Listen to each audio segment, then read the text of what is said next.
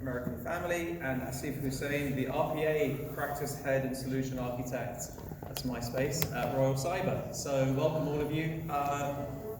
Yeah, let's kind of get some quick insights. Megan, we'll start with you. Sure, thanks Chris. So like you said, I'm Judy. A little bit of background on me. I've spent 20 years in the financial services sector, primarily in operations, about 10 years in technology, and I just entered the insurance space in the last 3 to 5 years. So pretty new to this space, but not new to tech or operations in the financial services area.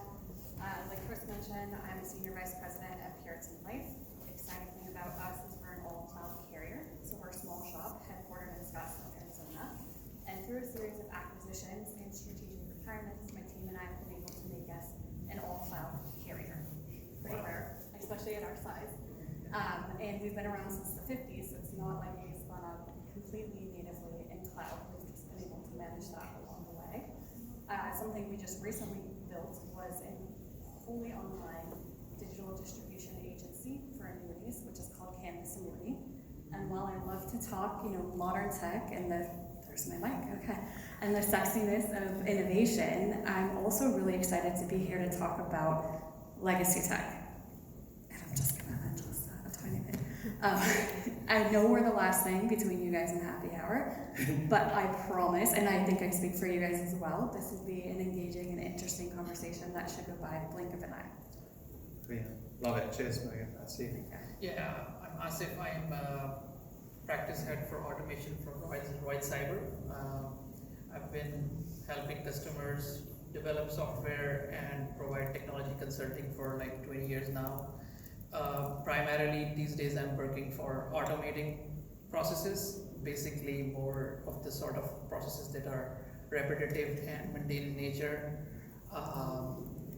Royal Cyber is a consulting service provider, pretty much available, have offices around the globe in all 5 continents. We have a big customer base in financial sector, and a lot of insurance companies are also working with us, and we're providing them consulting services on automation front as well as cloud services and other technology fronts. Dive into that fully, sure. Radu. Yes, I guess in terms of background, so my first couple decades were in consulting and venture capital, completely outside the insurance industry, and then I found the light about a dozen years ago and joined AIG. And one of my first roles there was as the global chief underwriting officer for all of the property casualty businesses worldwide, which is a real sort of school of hard knocks when it comes to legacy systems. AIG writes in 90 countries, 70 different lines, from $50 policies to the most complicated multi-million-dollar ones. And crossed with that were systems everywhere from spreadsheets to $100 million plus, vended solution, policy admin systems, and things like that. So I learned really everything about don'ts and do's, mostly don'ts, about how to get sort of real systems leverage for underwriters and in P&C insurance. So fast forward now, I guess 5 years since I left AIG, and now I'm CEO of Corvus Insurance, which is a cyber-focused MGA. And so what we really need to succeed is, just imagine data elements that change all the time, tens of thousands that we use to underwrite, constant policyholder engagement, 365 days of assessing risk and giving responses. The policy language changes all the time, and we run on behalf of a dozen risk capital partners. So the degree of difficulty goes up in all of those, but I think we pull it off and we do it in a way that technology is actually an advantage for us. And part of that is, I think, a very tight linkage between the business problems, the business owners, and the tech solutions and how we work together. And the second is, I think, real humility about, even within a new company that's doing that, we always have legacy issues. And there's always parts of our stack of structure, what we built, that doesn't suit us anymore or is changing, and making that sort of constant evolution and not running from the legacy or thinking, let's just do this big thing and we'll be done, making it sort of a constant evolution and baking that into DNA is, I think, really how we've been able to succeed. Brandon Lucas, Director of Customer Technology at American Family Insurance. Joined the enterprise about a little over a year ago. Have about a little over a decade in insurance carrier, and before that in apparel, before that in government travel. So kind of all over the place, but really a focus on digital. In my last carrier, we helped them get off mainframe. So real life experience coming into another company that's also has these goals ahead of themselves. How do you create that experience? How can you mitigate the challenges of transitioning out legacy systems into something that's a little more modern? I'd say a little bit, it's still insurance. So, Okay. got a lot to speak about. Some great hairs from that. I do, yes. It's right up my neck.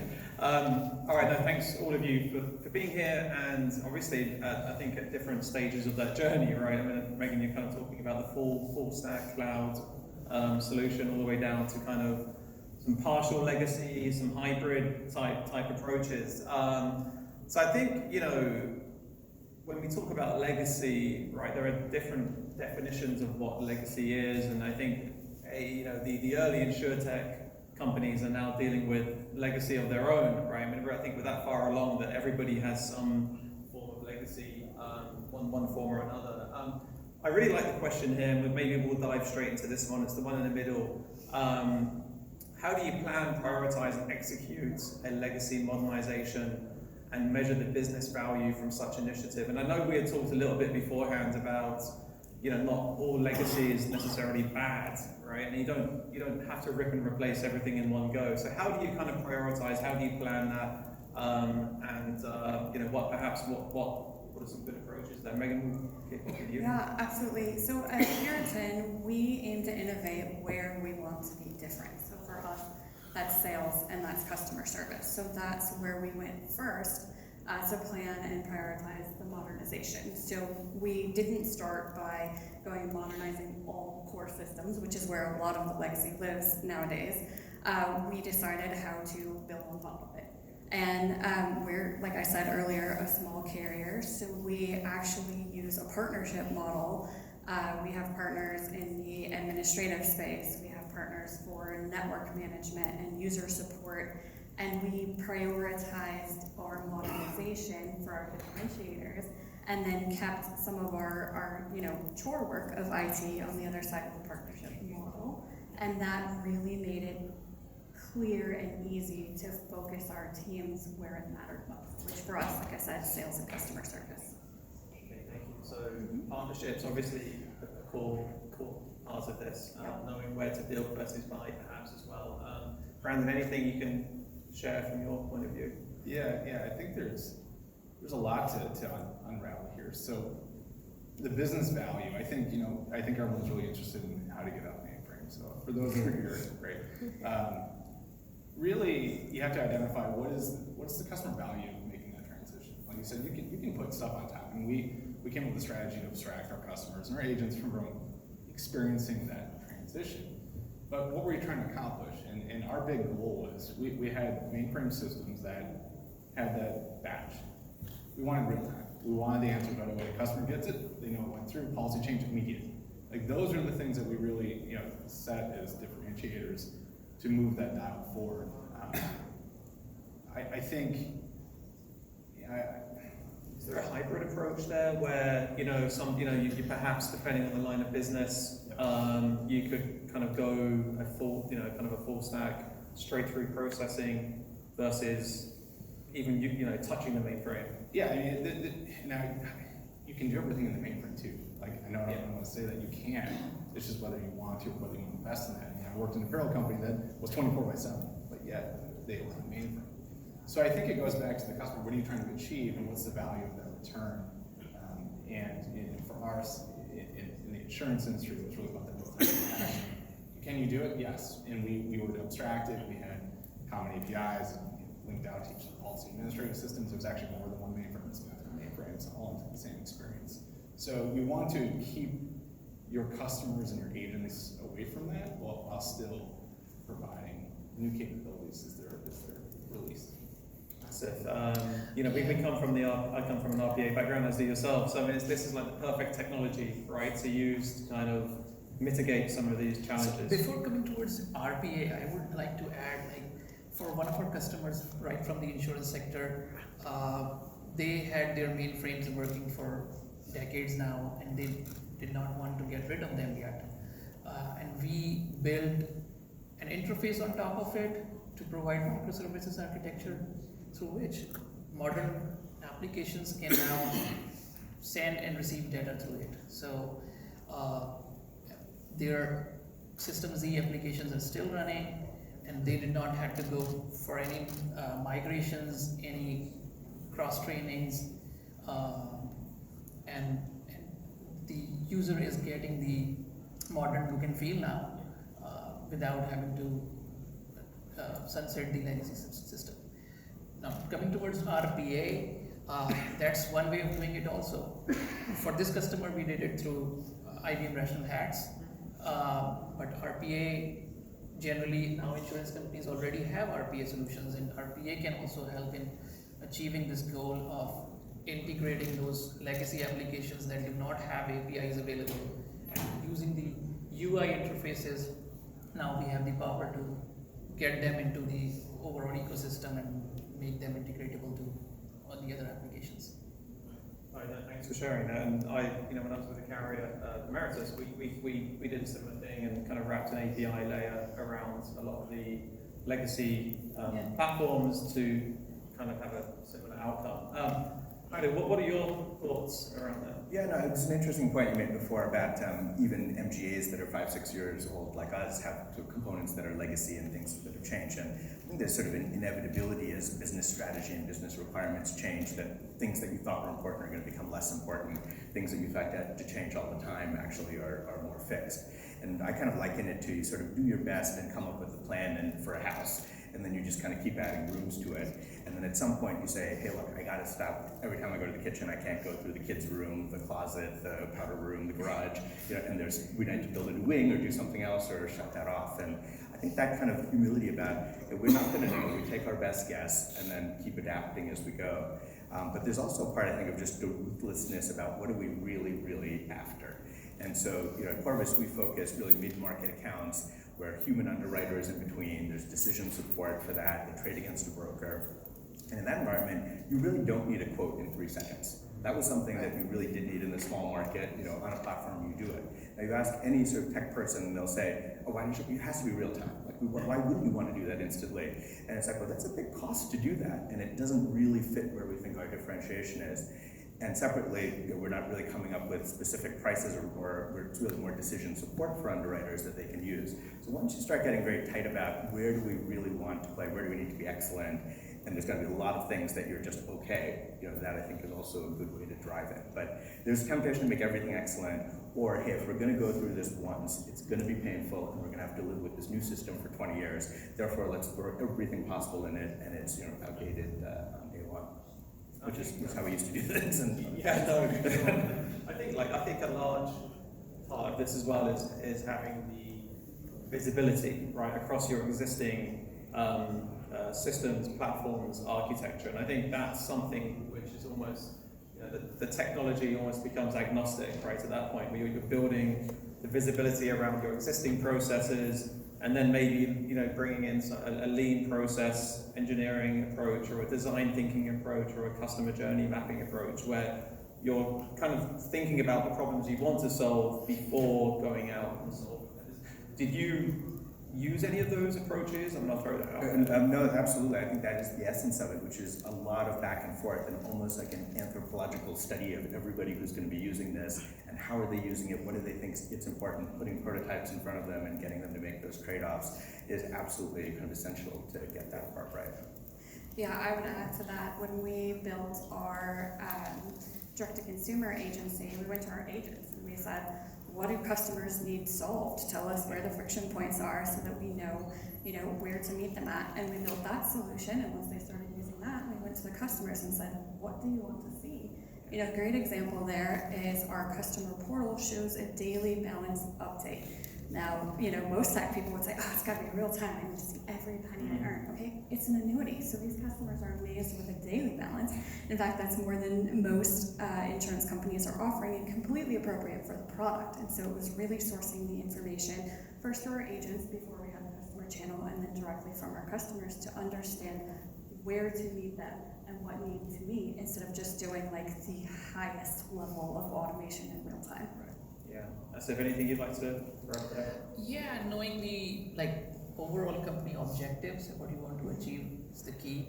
And then getting the feedback, as she said. So both are very important in this aspect. And Yeah. for automation programs, knowing what sort of automation will create more ROI, or what sort of automation, what process automation will help you achieve your goals faster is the key. Brilliant. So question down here, I want to ask this one because I used to write VB6 many, many years ago. So what about legacy systems like Visual Basic or VB6? Mainframe supported, rock solid, although flexible, and it is supported and it does what it does well. But older distributed apps, monolithic, unsupported, siloed. How do you tackle that? How do you address those challenges? I'd love to take that one. Go on. I believe your question, whoever put this in, when you say what about legacy systems, I think what you're asking is what to do about these legacy systems. So I'm going to go with it from that perspective. I do want to say I agree they are raw solid. Some of the best design systems I have seen are legacy mainframes. And so it's understanding where they excel. So for us at Puritan, our admin system, again, through the partnership models, it's not part of our cloud stack, is a Unix-based mainframe. It is a raw, solid processor. And so we use it for that. And then we say, okay, what are the problems? Well, it could be costly. So we need to figure out how to work with our partners to manage the cost. It's distributed across several companies, so that's how we do it through that model. It may not have support. Well, like we were talking about this morning in the main sessions, can you use LLM to help with COBOL? By the way, I know COBOL, I'm not that old, so it still exists, Can you find those resources? And one of the main things we did with this particular mainframe at our TPA, so it does all of our administrative processing. Well, it's limited in growth, meaning I can't go and connect my customer portal to it, I can't connect my sales applications to it, but I can augment it. So I can build a data extract, like you were talking about previously, run it up to the cloud environment, and build all of those things in the cloud. And so it's finding out specifically where are the pain points and what do you need from it that you're not getting, and then looking first to solve that. So I think you ever put this in, great question, but the what to do is see if you can work with it, understand where it excels, and where the deficiencies are, and before you slash and burn, work through those specific issues in your specific use cases in order to solve problems in a specific way, instead of these broad strokes of it's old and it doesn't work. That's great advice. Thanks. Very good advice. Anybody else care to comment? Any other VB6 experiences? I wouldn't go VB6, but I think we are on the tech track here, so if I get too far, pull me out. Do it. I think separation of concerns is really a big piece we have to follow. So whether you want to call that system architecture, application architecture, even I would say business architecture. Yeah. Are you building and spending your money in the right places? A lot of times we like to dabble in things we probably shouldn't be. But if you were to take that big monolith, however you want to look at it, there is a way to chop it up. And what you want to do is you want to separate that, and then you want to modernize that in little pieces. We talk about agility, and a lot of times it's around process and like Scrum or Kanban. Like the actual, no, it's really around delivering customer value to market. Working software in small chunks. See if it works. Things fail fast. Other things succeed fast. Probably a better way of looking at it. But it's the same thing. Small chunks. Don't jump all the way in. I think we probably have more questions on that. But I would say, your first step, evaluate your system and try to separate the concerns. Try to separate it in a way that it can be modernized in chunks while still retaining the existing value that it has. That's brilliant. I would like to say, instead of thinking on what technology a system is built and seeing, okay, this is an old technology, let's get rid of it. Think about why do you want to get rid of it? Is it security issue? Is it lack of integratability, or maybe cost of maintaining it? Things like that. And if it is something that you think you cannot live with, okay, then you can go with, and you can analyze that what would be the pros and cons of getting the new one, what would be the business continuity during the migration. What would be the migration cost like? Yeah. So stuff like that is really important instead of just thinking that it's built on BB6. Yeah, there's nothing wrong with a robust active server pages web application, right? So, you know. It should have the same cost value analysis as your entire tech stack. Yeah. We shouldn't vilify legacy because it's old and go on a slash and burn mission for it. It needs to have the same lens of cost value applied to it as you apply to your modern tech. Yeah. So good stuff. So I think that kind of leads into another great question here around the pitfalls. So what pitfalls do you most often find perhaps deal with the fatal blows of failed legacy migrations onto new platforms? And I think we've probably covered some of them here, but are there any in particular that Yeah, go ahead. He's got trouble. Okay, well, I kind of mentioned agile and agility just a minute ago. One of the biggest, I would say, learnings from that is if you're truly doing it, whether you're doing Scrum, you're trying to finish something within 2 weeks, 3 weeks, whatever sprint is, and move it to market. Like time to market, I feel is a competitive advantage right now. And one of the big things, the way that you can succeed and do that is a thing called WIP, work in progress. You want to see why big projects fail? Too much WIP. Focus and deliver on initiative after initiative. Check them off. Create your list and check them off. You won't have too many things going at the same time. You'll end up with all these dependencies that you didn't know existed. Timelines, colors. Stuff like life. There's a lot of things that pile up there. So you really want to have that strategy identified. You ready? You gotta listen. No, I'll try some nuance, but I do think so. One is just expecting it's a big bang that you do this, and then there's some other thing that's going to replace and solve all your problems and fix it, which is the opposite of kind of the incremental approach. I do think there was one kind of ongoing thing, which is for any kind of tech team within insurance. In general, the business users have zero faith that tech can deliver value for them. And usually when IT shows up, it's like, oh no, this is going to take forever, be expensive, and my life's going to get worse, and then I'm locked into it for 20 years. So it's like there's sort of no faith, and they're mostly right. So I think that kind of rebuilding the faith of, hey, these are small things you can do. Technology actually can add value to you, and I'm going to do something and bring it back to you relatively quickly. See what you think. See if this actually solves the problem. There's a lot of that of just kind of re-energizing. This actually can be a friend and something helpful to you. And I think that starts unlocking a lot of ideas and the ways that people want to be used, and which things should really be modernized, and which ones are actually working just fine. Rebuilding the faith, I like that. That's right. Yeah, 100%. Yeah, assets. I mean, you talked about Rebuilding. microservices, and these are all things that are kind of components and loosely coupled and so forth. I mean, what else would you like to add? All right, so as you said, building the faith, that's the, while we are automating stuff, that's the biggest concern, usually from the business user. They say, okay, if they'll automate, what will we do? So to build that faith, okay, we are here to make your job easier. That's the purpose. We are not here to take anybody's job. So that's one component of it, and achieving the goals in a modular fashion is the other part of it. So technology is one, and people management is other. Two fronts that should be handled appropriately to have success. The cultural piece, obviously, to overcoming the legacy. Yeah, we have a phrasing around legacy mindset, and I think that's probably in that same realm. Like, it's more than just the technology; it's more than a different way of working. It's really the mindset of the employees and your teams that are building this out. So that's equally as important. I mean, it's not purely technical; it's a good call out there. I'll add a third piece to the technology and the people is the process. So please no collective groaning and eye rolling, as we've heard this a million times. But I'll give you an example that I think makes it really clear. If you don't start at the process and understand what's going right and wrong at that point, it does not matter what technology you use or don't. It could be a stone tablet or your best reporting tool, it's going to be a similar result. So at one point in our combined group of insurance companies, we owned a Medicare supplement agency. When we first bought them, they came to me and said, sales are flat, we really just need a good CRM. Our CRM is bad.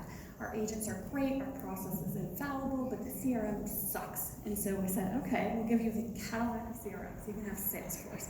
We put it in, we paid the money, we spent the time, and sales were still flat because there were several critical activities missing to move our leads down the funnel to conversion. And it doesn't matter if you're using, you know, like I said, a stone tablet, a yellow pad with a pen, or Salesforce. Those things aren't going to close until you start with and understand the process and then apply the technology piece. Yeah, that's great advice. So, all right, coming back to this idea of rigid systems. If we have rigid systems in place, if we have a kind of a legacy architecture, an enterprise architecture in place, how do we move towards agility? What does that look like, Brandon? Yeah, I think this goes down to best practices. I mean, I think everyone's seen playbooks or whatever you want to call them. You know, version APIs, code coverage. There's just so much. Automation. That's one thing I really enjoy seeing when you go and talk about automation. It's like someone clicked the automation script. Like, that's not automation. It's to automate it all. So you really want to get those tools up front. You know, that is part of your pipelines and start following the best practices. They're all out there. This isn't new. It's actually putting them into practice. So I think, you know, that's a start. We talked a little bit about, you know, separation of concerns. And when you start mixing these ingredients together, you start to gain some coverage. You start to get some automation and some confidence that you can make changes without blowing it all up. So I think there's a lot there. That's my recommendation. Like, start to create some coverage and some end-to-end. No, I think it's a similar point, and it's if you've got legacy systems, there's a way to wrap them, there's a way to create interfaces so that you don't actually have to change what's in there just for the sake of changing. I do think the test around agility is when there's something just so core in that system that it's really preventing you from exercising the way you want to in a business context. And so I have an example of sort of policy admin system that for whatever reason had been coded in a way where really all the pricing was coded in, like hard coded in. And so if you wanted to change price, you know, by to 10%, you have to go in and find everywhere and add 0.9 times, you know, in a million places. And so the testing of that, the cost of error, the auditing, you know, and every time somebody touched it, you know, there were systems integrators that would charge $150,000 just to come and check it out. So it just became, okay, we know that we're going to have to change price more dynamically. This is just too core to this, that this is a time when we just have to take out essentially a hard-coded system and do something else. But in general, you can usually make use of pieces of it. There's like headless systems, there's wrapped systems, there's ways to have service architecture around it that you don't have to do a full scrap. So Megan, I'd like to just add to this question a little bit and kind of bring in the concern or question around governance, right? So the more that we create these layers, additional layers, perhaps we're creating bots around RPA and we're creating additional layers of APIs and so forth. So there becomes a question around governance, right? And maintaining these systems going forwards and potentially creating additional technical debt to some extent. How do you, I'll start with you because you kind of spend a lot of time in this space. What do you typically advise companies to do to manage that effectively? Yeah, it's a genuine concern. And just let me give you an example. Like if we are building layers around an application and anything changes in any of the layers, probably the core system, all the layers may fail, especially if you're integrating through our tool like RPA that is heavily relying on UI. Governance is the answer, and having to know the right people for the right responsibility, everyone clear about what is his role in the entire process. Plus,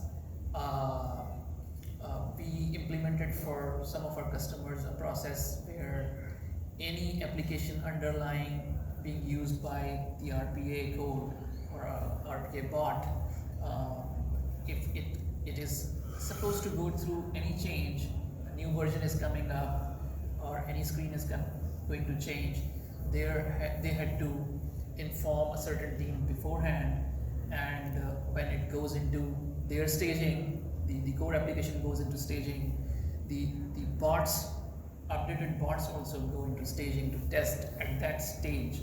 so that we don't have surprises when the system moves into production and the bots start to fail. So there's some discipline there. Yeah, this is more of a management stuff, less of a technology. So you have to know when things are coming up for change.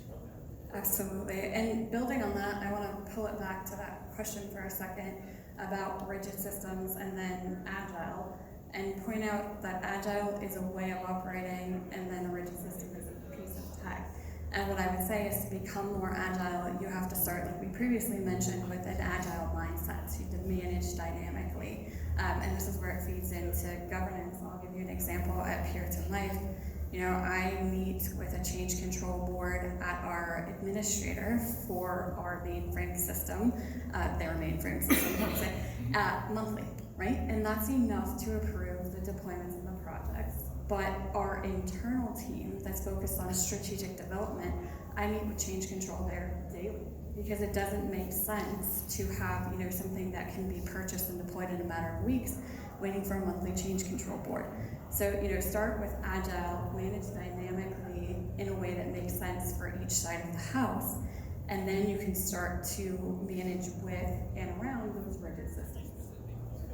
Nice. Brandon, anything you guys like to add? No, look, I think that CRM example from before I thought was the right one, which is it's rarely that the technology and its legacy technology is holding back the business value being realized. And usually you don't figure that out till after you spend everything. And so I do think there's a way to just have fewer surprises around that, but really thinking about how do we do this even with a kludgy way to see how the business would operate with this, and do that before you do anything. But the fact that the same handful of case studies about transformations and insurance are used over and over again makes me think there haven't been many. And so I think be really skeptical about what you think you'll get from this, and then be confident that it's not achievable by other means. Brandon, anything I think? Good. Governance. I'll pass on governance. It's usually a lot of control and standardization, and there are challenges there, even like just development and moving stuff to market. I think one of the things I didn't really cover, about best practices, which I think a lot of times systems get a bad name for performance and stability. How many companies are actually doing true performance testing? How many companies are truly doing resiliency testing? Controlled chaos. It doesn't have to be like chaos monkey or anything like that, but these are the things that a lot of people can actually take advantage of, and then maybe realize they can without actually having to do it. Fantastic. It's a great topic. I think we should spend another half hour. I think the jokes are out. Okay, let's go get drinks. Let's go get drinks. Yeah, exactly. Let's go. Thank you to all of you, and thanks to you lot for staying.